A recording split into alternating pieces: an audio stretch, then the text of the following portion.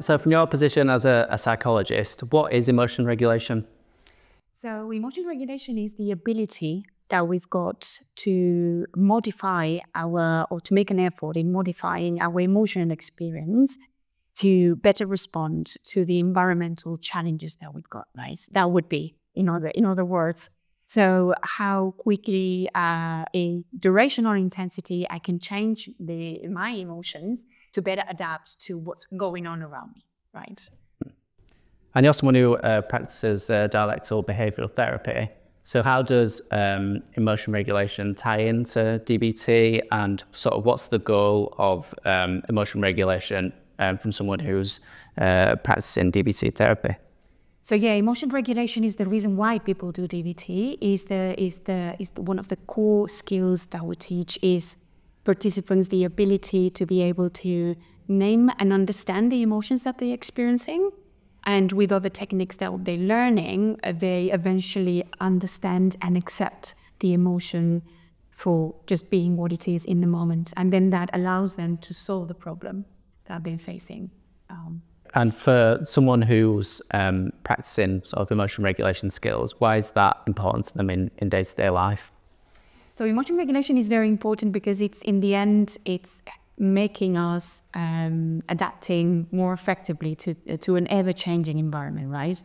We know that normally in DBT we say that change is the only constant, and after speaking to many of the people that are coming into DBT, we know that they don't like change, right? And so eventually they learn that with emotional regulation, they're able to adapt to different demands from the environment, possibly things that they haven't planned, possibly things that may look unfair, right? So in this way, they can learn to up-regulate and down-regulate their emotion according to what's needed in the moment and what the context requires from them. Let's say someone struggles with emotion regulation. What might that actually look like?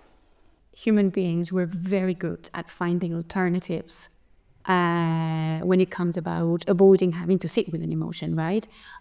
So very common things that we often see is possibly ways of escaping the emotion could be self-harming or resorting to plenty of thoughts, or possibly ending one's life, or getting more and more upset about the situation and possibly thinking of suicide. Also, we know that engaging in misuse of substances can be one of the things that often people that experience very strong emotion with dysregulation can cope with.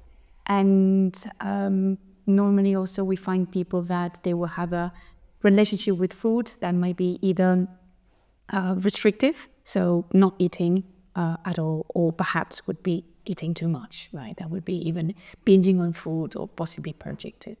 Okay, so a lot of what you've talked about there is sort of maybe damaging behaviours, or I'm not sure how you would phrase it, but why would people use those sorts of behaviours that probably aren't helping them in the long term? Yeah. Well, these are very effective methods in the short term to get rid of an emotional experience, if we think about it, right? So basically DBT, what we do is we help them to tackle what happens in the short term, right? And also start building over time what should be happening in the long term for them to build a life worth living, right? So as we're swapping the short-term relief for a long-term suffering. So in the end, when I am engaging in all of these behaviors, the emotion just drops very quickly, and everything that comes with the emotion. This is the thoughts and this is the body sensations. So of course it's a very inverted commas, very effective method in the short term because one doesn't need to deal with it, right? However, if you learn to swap one behavior with skills, these skills can support you and hold you until you're able to bring it to the long term and not acting on it. And in your experience, are there any sort of common underlying causes for why people struggle with emotion regulation? Yes, so definitely we know that there is a transaction, right, between the biology and the environment. And so the transactional model that we follow in DBT is telling us that when it comes about biology, some individuals might be more sensitive to emotion, might be more reactive to emotion. And also what we know is that they recover longer from emotion. It takes more time for one to recover from an emotional episode, let's put it this way, right? That's the biological side of things. Plus the environment, when we're talking about environment, we're talking about, you know, the invalidating responses that they're getting as a result of this reactivity and sensitivity to emotion, right? So eventually the equation is biological sensitivity and reactivity plus an invalidating environment equals emotion dysregulation, right? And what we understand by invalidating environment is that anyone around you would have something to say about who you are, because you were too intense, because you're too loud, because you're too dramatic, or because you're still sad and it's been 2 days, right? So all of that, what does is the individual perceives that there's something wrong with me and society doesn't like it, right? So the individual will do any efforts in making the environment validating, but it's just not helping, because in the end they do normally not an accurate expression of what they want, right? Which is an escalation on emotion that just makes things worse. So I was going to ask you if we could maybe talk through maybe 3 DBT sort of informed maybe strategies, tips or something like that that people might help people with their own sort of emotion regulation. Yeah, sure. So so 3 skills in emotion regulation that might be quite core for people to think about is, one of them is called pleaser skills. That this skill is supporting a lot in the vulnerabilities that we hold when it comes about being more dysregulated.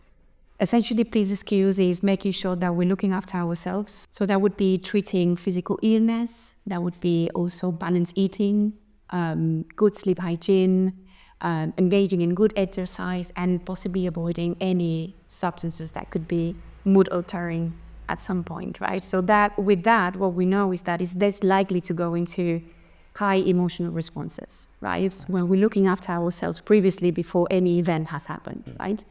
A second one could be opposite action, which this is a very effective skill in emotional regulation, which is telling us that when we've got very strong urges to act on a specific emotion, the emotion is pulling us towards an action urge, what we're doing is we're acting all the way opposite, right? So for example, if I am very angry today and I'm having urges to attack anyone that is around me, so I'm going to be doing just the opposite of it, which is just gently avoiding whoever's around me, right?